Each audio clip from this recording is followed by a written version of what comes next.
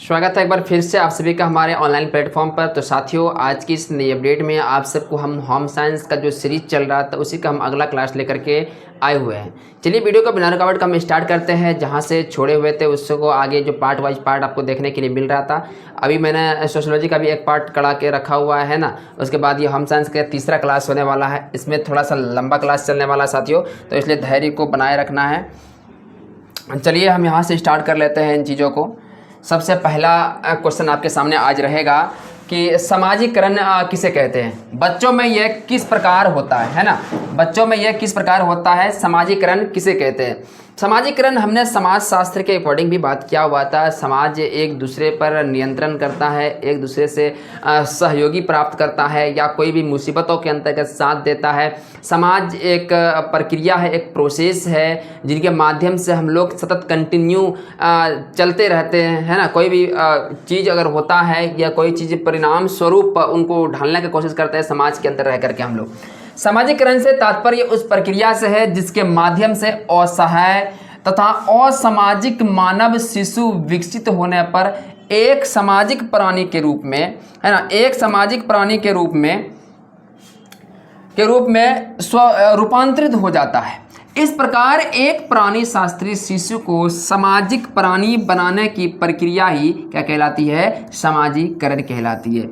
खास तौर पर इसके अंतर्गत आपको देखने के लिए मिल रहा है कि सामाजिकरण क्या है, एक सामाजिक प्राणी का रूप है, एक स्वरूप है उसका, एक रूपांतरित रूप है उसका, जिसके माध्यम से हम लोग क्या कर रहे हैं, एक प्राणी शास्त्र जो होता है शिशु को कैसे समाज में रहना है, कैसे समाज के अंतर्गत वो हरकतें, वो प्रक्रियाएं, वो प्रोसेस करनी है, उन सब को विकसित कैसे करना है, उन सब को मिला करके हमारा क्या कहलाता है, सामाजिकरण कहलाता है ना।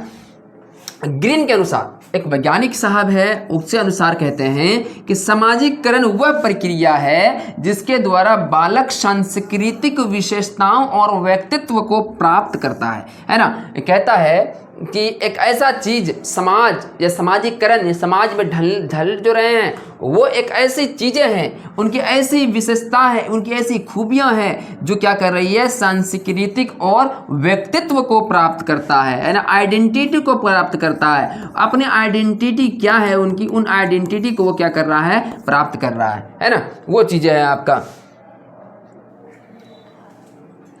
सामाजिकरण की प्रक्रिया के स्तर, शैशवावस्था में सामाजिकरण के प्रमुख स्तर निम्नलिखित है।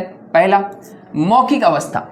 यह सामाजिकरण की प्रथम अवस्था है। मौखिक जो बोलते हैं, जहाँ स्टार्ट करते हैं बोलने के लिए, है ना, जो शब्द हम लोग सीखते हैं वो पहली अवस्था होती है।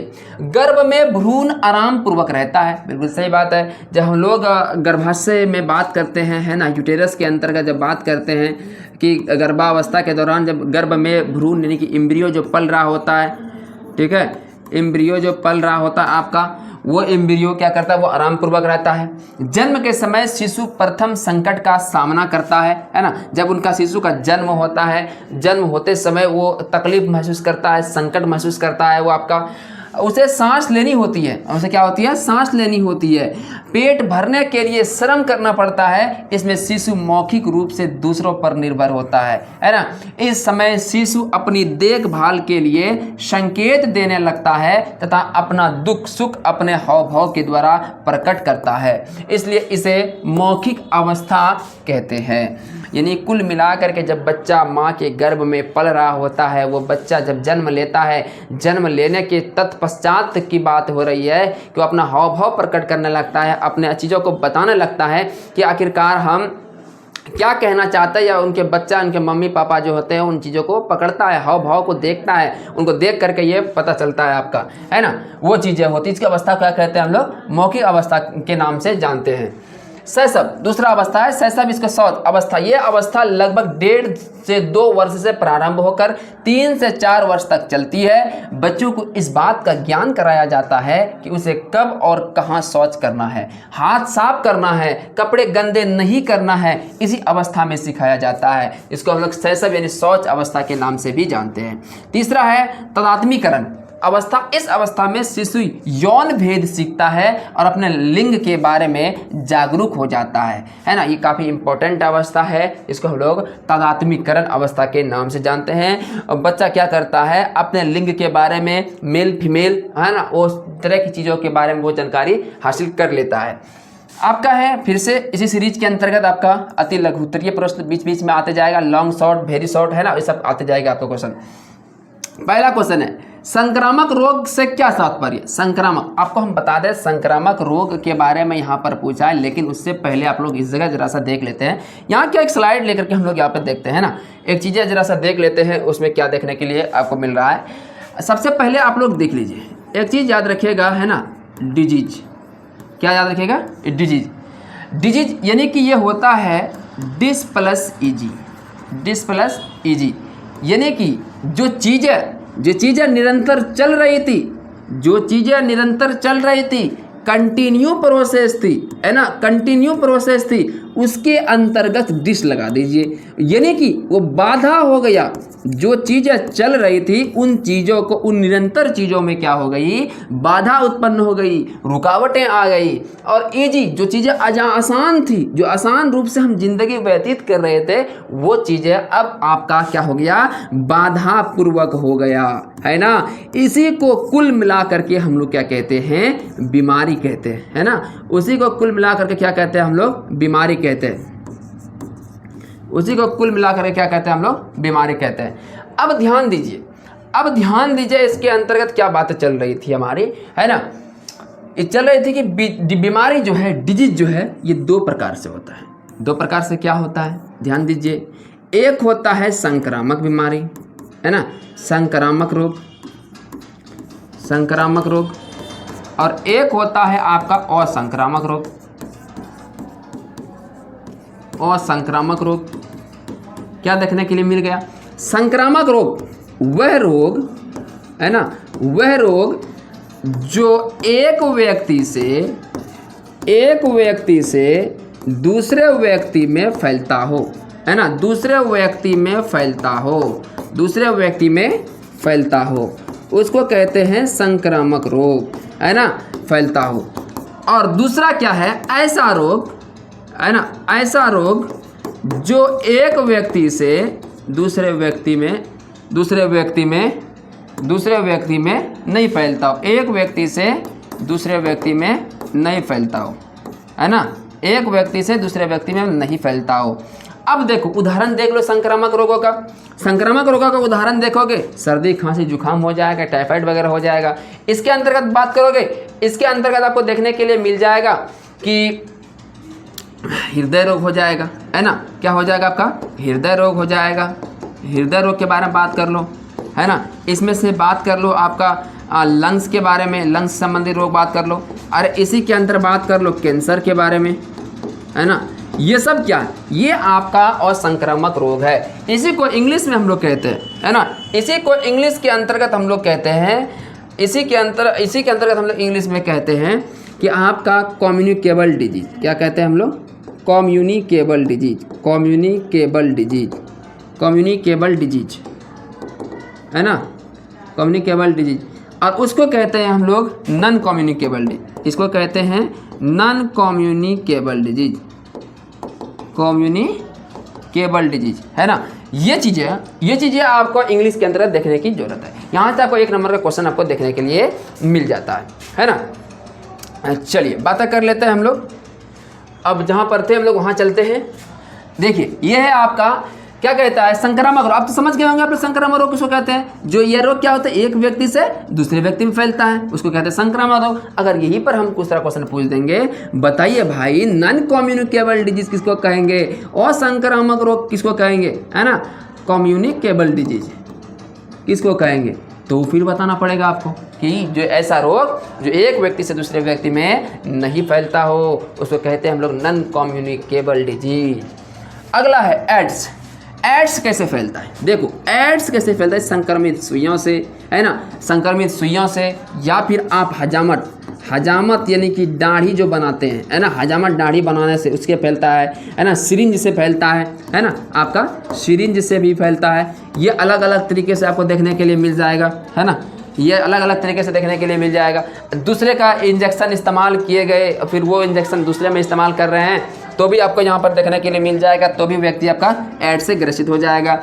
एड्स जो किसके द्वारा फैलता है आपका, है ना, एड्स किसके द्वारा फैलता है, HIV के द्वारा फैलता है। HIV ह्यूमन इम्यूनो वायरस के द्वारा फैलता है ना, ह्यूमन इम्यूनो डिफिशियंसी वायरस के द्वारा फैलता है। और आपका एड्स जो होता है, एड्स जो होता है आपका, एड्स देखो ये AIDS, ads acquired immuno deficiency syndrome, है ना। इसका भी एक नंबर में आपको क्वेश्चन पूछ लिया जाता है साथियों कि आपका एड्स का फुल फॉर्म बताइए और आपका HIV का फुल फॉर्म बताइए, इसके बारे में भी आपको देखने के लिए मिल जाता है। अगला है आपका कि बच्चों में विटामिन A की कमी से कौन से रोग होते हैं, है ना। बच्चों की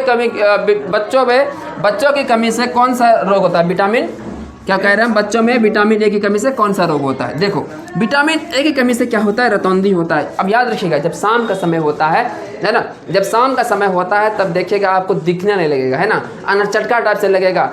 तो वो सब चीज़ें भी आपको देखनी है। हरी साग सब्जी आपको खाना बहुत ही ज़रूरी है ना, खाना बहुत ही ज़रूरी है आपको। अब देखिए, अब इनमें से बातें हैं संक्रमण कारक क्या होता है, ये कैसे फैलता है। देखिए ये सब चीज़ें संक्रमण के बारे में अगर हम लोग बात कर रहे हैं, है ना, संक्रमण के बारे में अगर हम लोग बात कर रहे हैं, अरे ये चीज़ें जो होगी ये चोट लगने से फैलेगी, है ना, चोट लगने से फैलेगी। लोहे का जो कील होता है ना, लोहे का जो कील होता है उनको चुभने से हो गया। और दूसरी बात है लोहे के चोट के माध्यम से अगर हो रहा है तो उसके माध्यम से होता है। ये तरह तरह का बीमारी आपको इस संक्रमण का कारण हो सकता है ना। चोट लगने, गंदी मिट्टियों से होने पर, या आपका जो जख्म है वो जख्म क्या हो रहा है, अगर आपका जख्म कई पैर में है या हाथ में है तो घोड़े का बिट जो होता है वो उसके कारण हो सकते हैं, धूलकण उसके कारण हो सकता है। ये तरह तरह का इस रोगों का संक्रमण हो सकता है। अगला है बच्चों में चेचक होने का कोई एक कारण बताइए। शॉर्ट क्वेश्चन है, बच्चों में चेचक होने का कोई एक कारण बताइए। उत्तर, चेचक वायु के माध्यम से होने वाला रोग है। किसके माध्यम से होने वाला रोग है, वायु के माध्यम से होने वाला रोग है। आज से पहले जब आपका, है ना, चेचक का टीका का जो खोज एडवर्ड जेनर ने किया था आपका, उस समय की बात है ये। आपका चेचक जब होता था आदमी को तो बचता नहीं था जल्दी, है ना, बहुत ही कम उस दुष्प्रभाव को झेल पाया है। वो चीज़ें आपको देखने के लिए मिलता है। आपका क्वेश्चन अगला है टेटनस के रोगाणु का नाम, संक्रमण का कारण एवं लक्षण लिखिए, है ना। टेटनस का रोगाणु टेटनस बेसिलस है ना। कौन है आपका, नाम याद रखिए। टेटनस को किसके द्वारा फैलता है, टेटिनस बेसिलस के द्वारा फैलता है। यह जंग लगे लोहे की धातु से चोट लगने एवं गंदे स्थानों पर गिरने से धूलकण के कारण, चिपक जाने के कारण होता है। इसका प्रभाव 3 दिन से 3 सप्ताह तक रहता है। कितना सर, 3 दिन से 3 सप्ताह तक रहता है। इसमें गर्दन व जबड़े में अकड़न, सिर दर्द, बेचैनी, चबाने एवं निगलने में कठिनाई, शरीर का धनुषाकार हो जाना, बुखार 100 डिग्री से 105 डिग्री तक हो जाना, या इससे भी अधिक हो सकता है ना, इससे भी अधिक हो सकता है। इसके उपचार के लिए चोट लगते ही टेटनस का टीका लगवाना चाहिए एवं रोगी को हल्का एवं पाप से भोजन देना चाहिए। साथियों ये क्वेश्चन आपका 3 नंबर में पूछ लिया जाएगा। इसी को थोड़ा बढ़ाएगा तो 5 नंबर में दे दिया जाएगा आपको।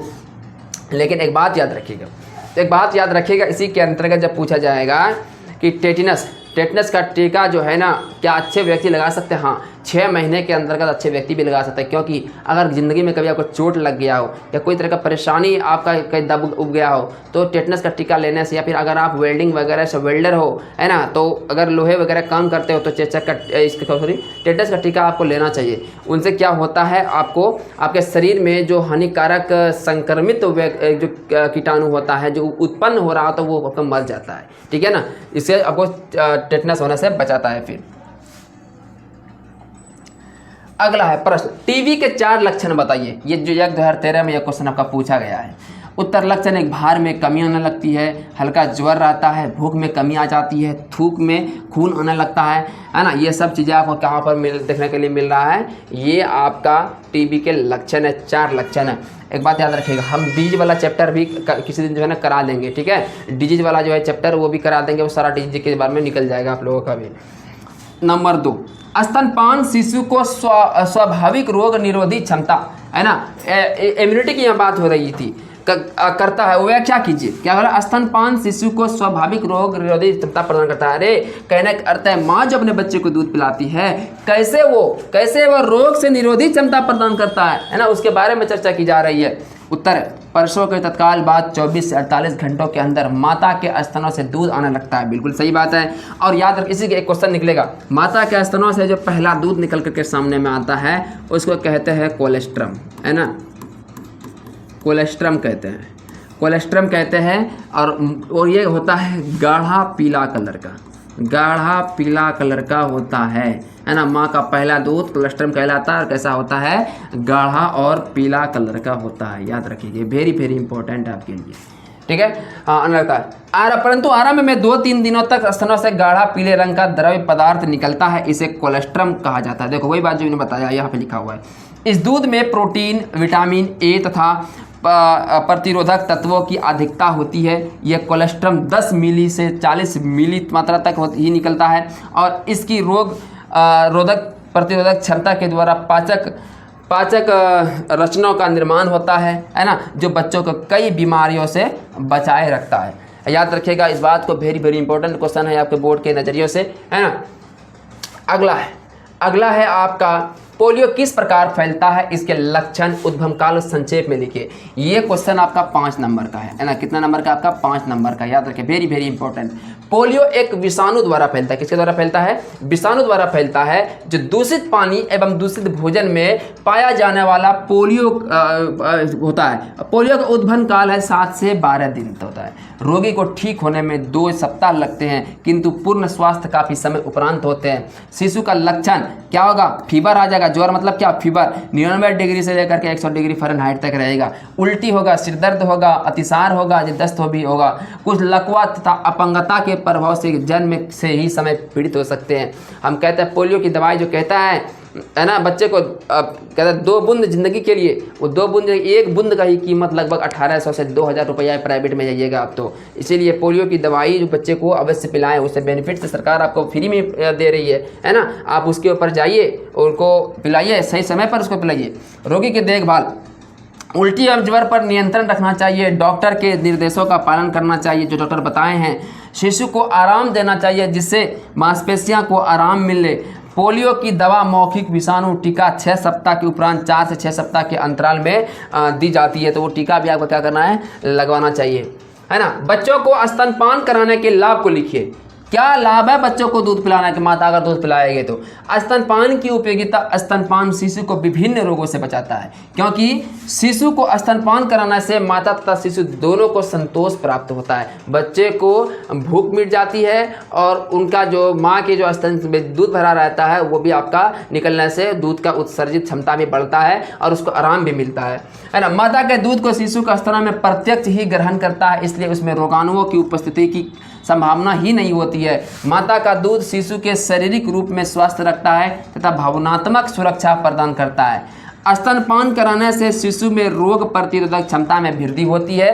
स्तनपान 5 वर्ष से कम आयु की बाल मृत्यु दर 13% तक रोकता है ना। सोचो कितनी बेहतर है स्तनपान कराना। 13% तक चीज़ों को रोकता है वो, है ना। 13% चीज़ों तक वो रोकता है। सोचिए 13% तक रोकता है जन्म आपका मृत्यु दर को। माता के दूध में पाया जाने वाला प्रोटीन लैक्टोएल्ब्यूमिन शिशु के ठीक प्रकार से पचा सकता है। क्वेश्चन पूछेगा आपको, तो बताइए माता के दूध में कौन सा प्रोटीन पाया जाता है जो भोजन को सही तरीके, दूध को सही तरीके से पचाता है ना। लैक्टोएल्ब्यूमिन, है ना, लैक्टोएल्ब्यूमिन। याद रखिएगा इस बातों को, ठीक है।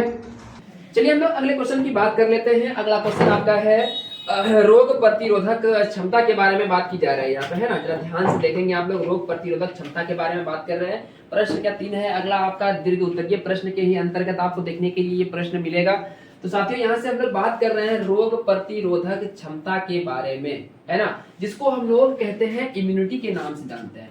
इम्यूनिटी के नाम से जानते हैं। इम्यूनिटी क्या चीज होता है, जरा इसके बारे में चर्चा कर लेते हैं।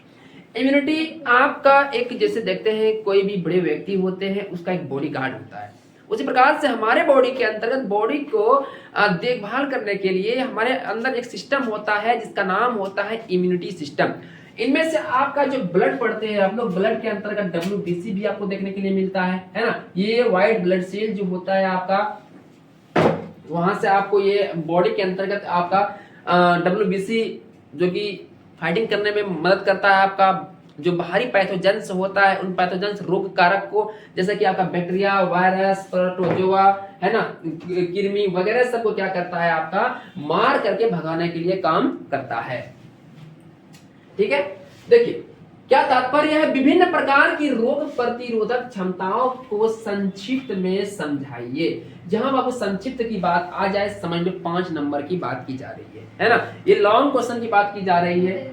आंसर देखिए, व्यक्ति के शरीर की वह क्षमता जिसकी सहायता से वह प्रतिजन यानी कि एंटीजन की बात कर रही है, जैसे बैक्टीरिया है ना, उसी को हम लोग पैथोजेंस के बारे में बात हो रहे हैं, वायरस या अन्य रोगाणु आदि को परख कर नष्ट करके निष्कासित कर सके, प्रतिरक्षा शक्ति या रोग प्रतिरोधक क्षमता या रोग रोधक क्षमता के नाम से जानते हैं।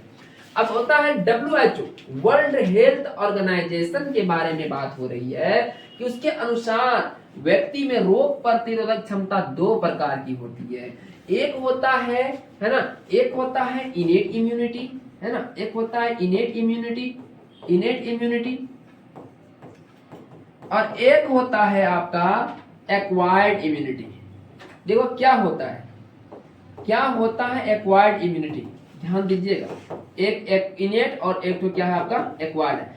इसको कहते हैं हम लोग, ये जन्मजात क्षमता होती है, इसको कहते हैं हम लोग जन्मजात है ना, और इसको कहते हैं हम लोग अर्जित। क्या कहते हैं हम लोग इसको? अर्जित के नाम से जानते हैं। ध्यान दीजिएगा, ये 2 चीजें, ऐसा इम्यूनिटी जो आपके जन्म से ही मौजूद हो, ऐसा इम्यूनिटी सिस्टम जो बाद में ग्रहण किया जाता हो, उसको हम लोग एक्वायर्ड इम्यूनिटी के नाम से जानते हैं। इनेट इम्यूनिटी आपका जो जन्म से ही मौजूद होता है, ये चीजें आपका माँ का दूध जब पीता है बच्चा तो उसके अंतर्गत भी इम्यूनिटी देखने के लिए मिलता है। एक्वायर्ड इम्यूनिटी जो देखते हो आप लोग, इसके अंतर क्या देखते हैं एक्वायर्ड इम्यूनिटी के अंतर्गत, कि आपका कोई भी वैक्सीन वगैरह की बात करते हैं ना, कोई भी वैक्सीन वगैरह की बात करते हैं, ये बाहर से दिया जाता है, ये बाहर से आपको दिया जाता है, ये आपके बॉडी के अंतर्गत जो प्रतिरोधक क्षमता है उनको बढ़ाने के लिए दिया जाता है ना। उन चीजों को आपको क्या करता है, बढ़ाने के लिए दिया जाता है, ताकि आपको कोई भी पैथोजेंस आपके बॉडी के अंदर प्रवेश करे,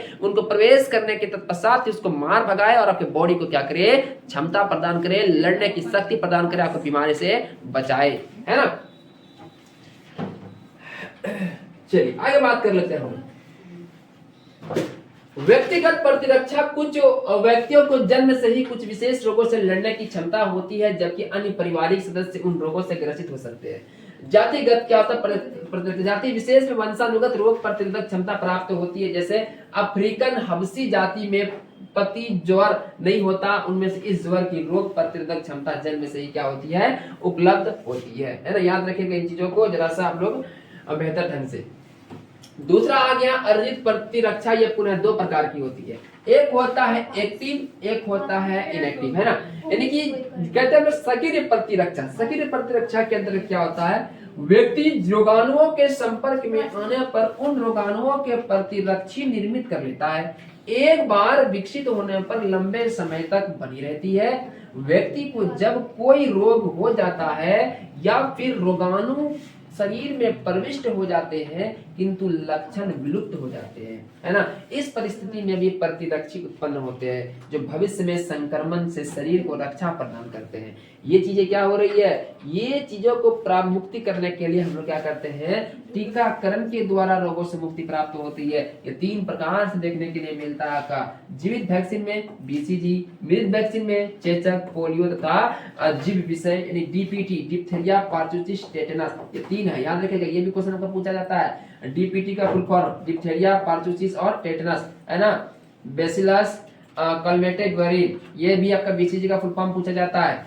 लेकिन याद रखिएगा इन चीजों के ऊपर भी आप लोग सही तरीके से कॉपी लेकर के इसको लिखे, या तो इसको हमने कहा था कि इसका नोट्स चाहिए पूरा, तो हमें मैसेज करें और कांटेक्ट करने के लिए आपको मैंने नंबर दिया था, आपको यहाँ से लेकर के आप लोग कर सकते हैं, डायरेक्ट आप कांटेक्ट कर सकते हैं नोट्स के लिए, होम साइंस का नोट्स के लिए 6203 83996602 है ना। आप हमें कांटेक्ट कर सकते हैं, व्हाट्सएप कर सकते हैं इसके और इस नंबर पर, ठीक है।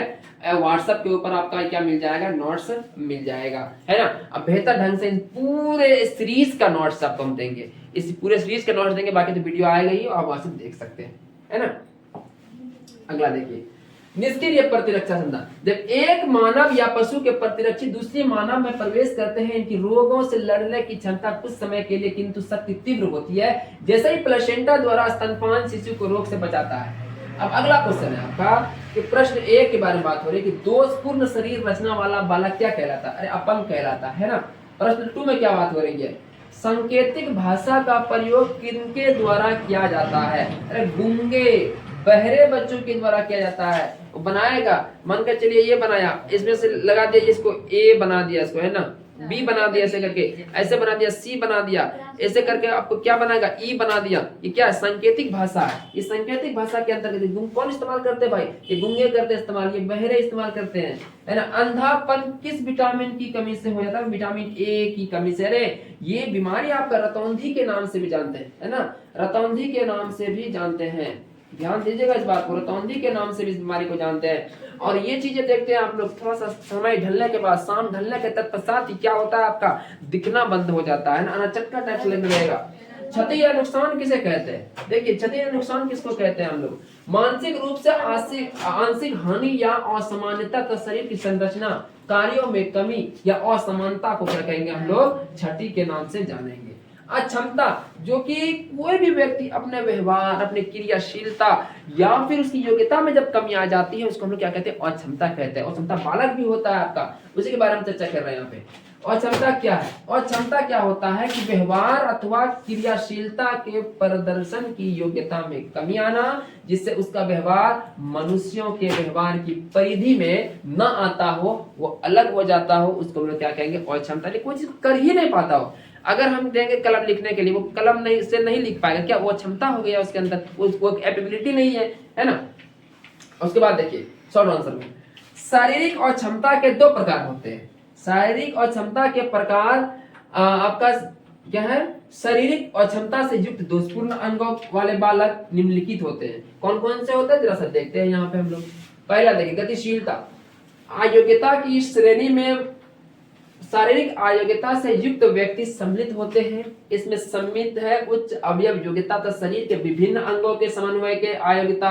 यह अयोग्यता जन्मजात या आयु समस्याओं के साथ उपार्जित हो सकती है, जिनकी हड्डी टूटी हुई हो, ऐसे व्यक्ति भी इस अयोग्यता की श्रेणी में आते हैं। अब बच्चा शुरू से ही आपका उसका हाथ डैमेज हो, हड्डी टूट गया हो, तो उसका हाथ तो काम करेगा नहीं, जुड़ने के बाद भी आपका मन जब पूरी तरह से फ्रैक्चर काटना पड़ गया तो आपका वो क्या अयोग्य हो गया। वो रीढ़ की हड्डी, स्पाइनल कॉर्ड जिसे हम लोग कहते हैं, यहाँ से रीढ़ की हड्डी से संबंधित अयोग्यता, रीढ़ की हड्डी से संबंधित क्षति कभी भी जीवन पर्यंत अयोग्यता बन जाती है। बिल्कुल सही बात है, अगर हम अभी सही सलामत, अगर हमारी रीढ़ की हड्डी खत्म हो चुकी है तो हम अपंग बन जाएंगे, जीवन भर के लिए बन जाएंगे हम, है ना। वो कभी भी जीवन भर में इस तरह हो सकती है। इस प्रकार की क्षति अधिकांशतः गंभीर दुर्घटनाओं के कारण होती है। ये क्षतियां पूर्ण भी हो सकती है और अपूर्ण भी। हमने क्या कहा कि अभी अगर होगा तो कुछ दिन में सही भी हो सकता है, या फिर आपका क्या हो जाएगा, वो हम आपका हमेशा हमेशा के लिए आपको अयोग्य हो जाएंगे हम, है ना। अपूर्ण क्षति में रीढ़ की हड्डी द्वारा भेजे गए संदेश पूर्ण रूप से खोते नहीं है, जबकि पूर्ण क्षति में ज्ञानात्मक अंगों की पूर्ण अक्रियात्मक हो जाती है। बहुत कमी स्थिति में रीढ़ की हड्डी में से संबंधित अयोग्यता जन्म की कमी से हो सकती है। ये चीजें आपको देखने के लिए मिल रहा है आपको। मंद बुद्धि बालकों की विशेषताएं लिखिए। इस प्रकार के बालकों में सीमित मानसिक विकास पाया जाता है। मंद बुद्धि, अरे इसको हम लोग पढ़ते हैं, IQ टेस्ट हम लोग पढ़ते हो, है ना। यहाँ मंद बुद्धि के बारे में बात किया जा रहा है। मूढ़ बुद्धि होता है आपका, काफी कमजोर बुद्धि के नाम से हम लोग इसको जानते हैं। कोई होता है काफी अच्छा एक्सीलेंट बुद्धि के नाम जानते हैं, सामान्य बुद्धि के नाम जानते हैं, इस IQ टेस्ट के अंदर आता है ना। ये सब चीजें आपको देखने के लिए मिलता है। इस प्रकार के बालक में सीमित मानसिक विकास पाया जाता है। ये बालक प्रशिक्षण द्वारा पूर्णतया ठीक नहीं किए जा सकते, वो अपनी सहायता के लिए अयोग्य होते हैं। दूसरा है, इनको विशेष रूप से बनाए गए मंद बुद्धि विद्यालयों में शिक्षा देनी चाहिए। इन बालकों को सामान्य बालकों को स्कूल में विशेष प्रबंधन के साथ शिक्षा दी जा सकती है। कह रहा है कि बच्चा अगर मान के चलिए मंद बुद्धि निकल गया तो क्या करोगे, उसको स्कूल से भगा दोगे? नहीं, उसको एक विशेष शिक्षा के तौर पर, उसको विशेष अवधि के रूप में देखा जाएगा, उसको एक विशेष रूप में उसको प्रदर्शित लोग उसको विशेष सामग्री के साथ उसको शिक्षा देने का काम करना है। NEP 2020 कहता है ना, NEP 2020 कहता है, NEP 2020 कहता है कि आपका क्या है कि मतलब बच्चे को, किसी भी दोषपूर्ण बच्चे को गलत नहीं समझना है या उनके बारे में गलत नहीं सोचना है। क्या करना है आपको, उनको अत्यधिक जितने भी सरल पूर्वक हो उसको शिक्षा देने की हम लोग कोशिश करेंगे, है ना। अब देखिए अपंग स्कूल खोला गया है आपका, जो मंद बुद्धि स्कूल है वहां पर उस बच्चे को जाके देना चाहिए आपको। तो अगर नहीं है तो आप अपने स्कूल के अंतर्गत उचित योग्यता लाइए, उनके लिए योग्य चीजों को, शिक्षकों को लाइए और उसको उस बच्चे को शिक्षा देने का कार्य कीजिए, है ना। दूसरा, ऐसे बालक के लिए प्रशिक्षित शिक्षण तथा विशिष्ट कार्यक्रम का प्रबंधन किया जा सकता है, यानी कि हम लोग ऐसे खास चीजों को इस्तेमाल कर सकते हैं इसके लिए बच्चों के लिए, है ना। अंधेपन का मुख्य कारण क्या है, ये 2014 के अंतर्गत क्वेश्चन पूछा गया, जरा देखिए। जन्मजात अंधता, जन्म से अंधे बच्चे। उपार्जित अंधता, इसमें अंधापन बच्चों में जन्म से नहीं होता, वो अपनी दृष्टि किसी दुर्घटना या कारण से खो देते हैं, है ना। पोषण की कमी से अंधता, भोजन में विटामिन ए की निरंतर कमी के कारण आंखें की सतह सूख जाती है, इसी कारण साफ साफ दिखाई नहीं देना या रात्रि अंधता हो जाती है, जिसको रतौंधी कहते हैं। विलंबित चिकित्सा, गरीबी, अज्ञानता, अंधविश्वास, अनुचित चिकित्सा सुविधा इसके प्रमुख कारण है। अगर हम लोग बात करें, अगर सही तरीके से पर्याप्त मात्रा में विटामिन की स्रोत नहीं मिल पाता हो, है ना, तो हम लोग या फिर कोई चीजों को जान नहीं रहे, गाँव घर में घरेलू डॉक्टर को दिखाता है तो वहां से भी हमारी परेशानी बढ़ जाती है ना। देखिए,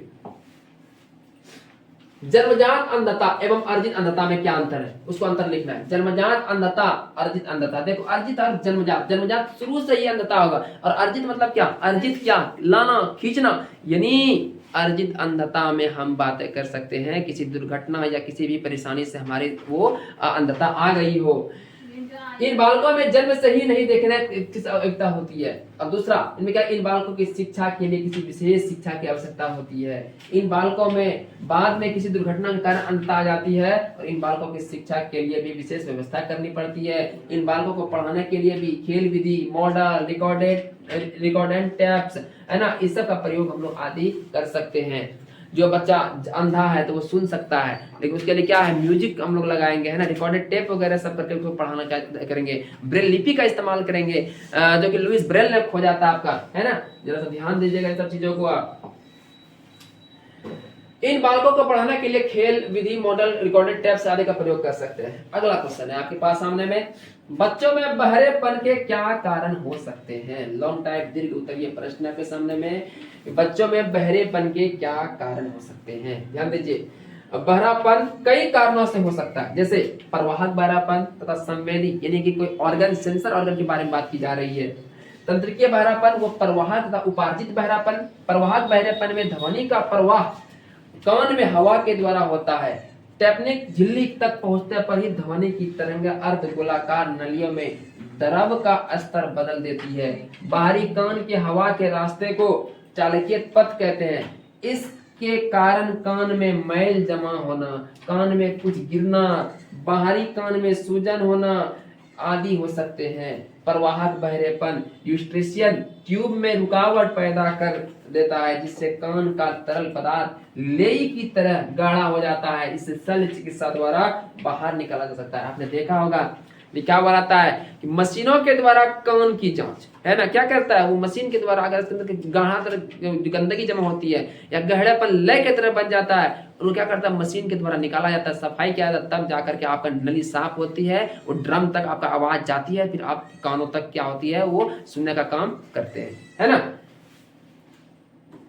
इसे शल्य चिकित्सा द्वारा संवेदी तंत्र के बहरापन, कान के पर्दे को कोक्लिया, श्रवण नाली तथा दिमाग के तंतुओं में खराबी के कारण होता है। ऐसा बहरापन जन्मजात तथा उपार्जित दोनों हो सकता है ना। जन्मजात बहरापन वंशानुगत दोषों या असामयिक जन्म के कारण हो सकता है। यदि गर्भ ठहरने के पहले 3 महीने में गर्भवती महिला शीतला या पीलिया रोग से ग्रसित होता है। देखो क्या कह रहा है, अगर मानकर चलिए जब माँ गर्भवती हो रही है और उस समय बच्चा 3 महीने का हो, है ना, उसके घर में पल रहा हो, तो बच्चा अगर पीलिया रोग हो जाता है उसकी मम्मी को, तो भी वो बच्चा बहरा हो सकता है। उसका रक्त भ्रूण के अनुकूल नहीं होता है तो शिशु जन्म से बाहर हो सकता है। उपार्जित बहरापन संक्रमण जैसे खसरा, शीतला रोग, संक्रमण ज्वर अथवा मस्तिष्क की नाड़ियों में सूजन आने से शैशव काल में ही बहरापन आ सकता है। सोचो, ये सब परेशानी है। इन चीजों को आपको क्या करना, रखना पड़ेगा सही तरीके से करके, है ना, तब जाकर के आप इन सबसे उपार्जित पहलेपन से मिले जुले मिश्रित के रूप में जान सकते हो।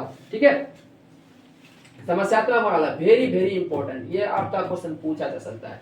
समस्यात्मक बालक किसे कहते हैं, संक्षिप्त में समझाइए।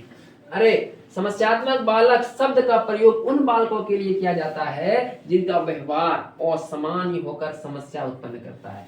समस्यात्मक बालकों के लिए यह आवश्यक नहीं है कि वह कक्षा में पिछड़े बालक ही हो, है ना, ऐसा नहीं कि वो पढ़ने नहीं जान रहा है या सबसे पीछे बेंच पे बैठ रहा है या उसको कुछ नहीं आता, वैसा बात नहीं है, है ना, या इनकी मानसिक योग्यता औसत दर्जे से कम हो। समस्यात्मक बालक के लिए यह आवश्यक नहीं है कि वो अपराधी बालक हो। ऐसे बालक 2-4 वर्ष तक ही समस्यात्मक रहते हैं, थोड़े समय बाद उनका व्यवहार सामान्य बालकों की श्रेणी में आ जाती है। ब्रिडेन ने 28 प्रकार के समस्यात्मक बालकों को बताए हैं, जिनमें से प्रमुख निम्न है। इन्हें समस्यात्मक बालक बहुत तरीके से देखने के लिए मिलता है, इनमें से बहुत से जो ब्रिडेन ने बताया समस्यात्मक बालक, उसमें से ये निम्न है। 28 प्रकार से आपका समस्यात्मक बालक हो सकता है। आज्ञा का उल्लंघन करने वाला, पढ़ाई ना करने वाला, कक्षा में झूठ बोलने वाला, है ना, ये सब चीजें आपको क्या है, ये समस्यात्मक बालकों की पहचान के लिए किया जाता है ना। देखिए ये चीजें हैं आपके सामने में।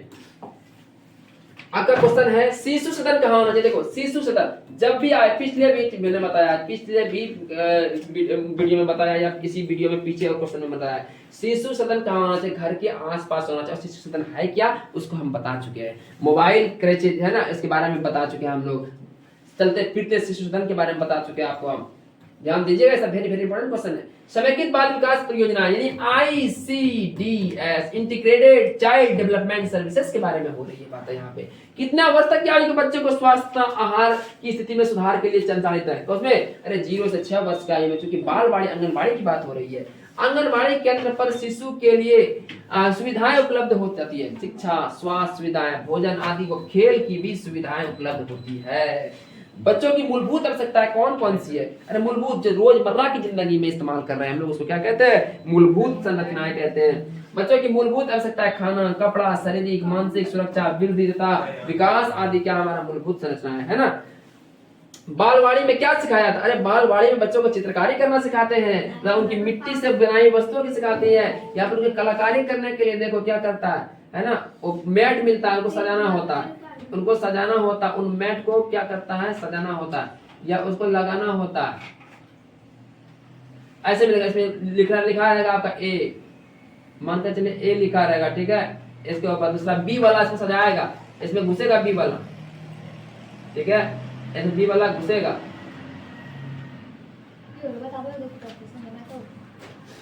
इसमें बी वाला घुसेगा,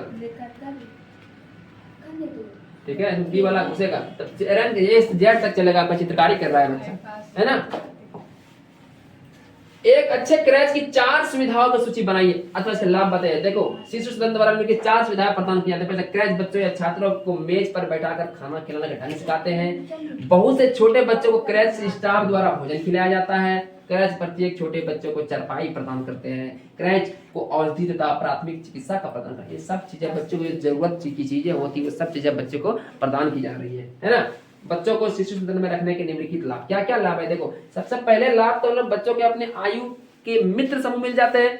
अगर 4 साल का बच्चा है तो 4 साल के बच्चे के समूह मिलने के खेलना स्टार्ट कर देते हैं, है ना। बाल विकास के प्रशिक्षित होते हैं, जो भी होता है घटनाएं होता है उन चीजों को देखता है, या विशेष प्रकार के उसके अंतर्गत क्या होती है, अपनी एक क्षमता विकसित करने की सूची भी मिल जाती है। टोटल के अपने बच्चों से सीखता है, जो अपने घर में रहकर नहीं सीखता, लेकिन वो बच्चों के आसपास में बच्चों के साथ वो सीखता है वो सब बातों को। अगला क्वेश्चन है वेरी वेरी इंपॉर्टेंट। ये क्वेश्चन जब जितना सारा क्वेश्चन करा रहे हैं, ये सारे के सारे क्वेश्चन गोल्डन क्वेश्चन है ना।